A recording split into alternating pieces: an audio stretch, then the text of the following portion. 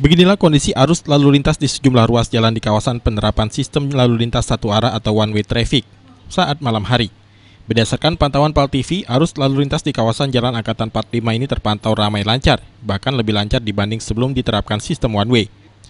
Namun di Jalan Pingpong di samping Palembang Square terlihat macet.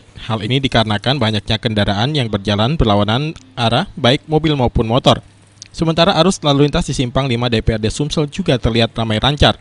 Uji coba one-way traffic di kawasan ini karena sering terjadi kemacetan, yakni di Jalan Radial, Jalan POM 9, dan Jalan Angkatan 45.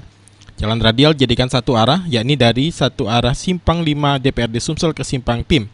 Jalan POM 9 juga dijadikan satu arah dari arah Simpang 5 DPRD Sumsel ke arah Simpang TVRI.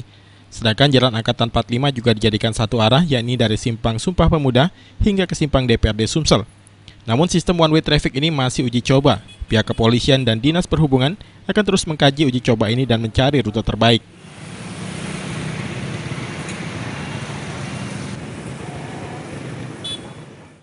Wibisono, PAL TV.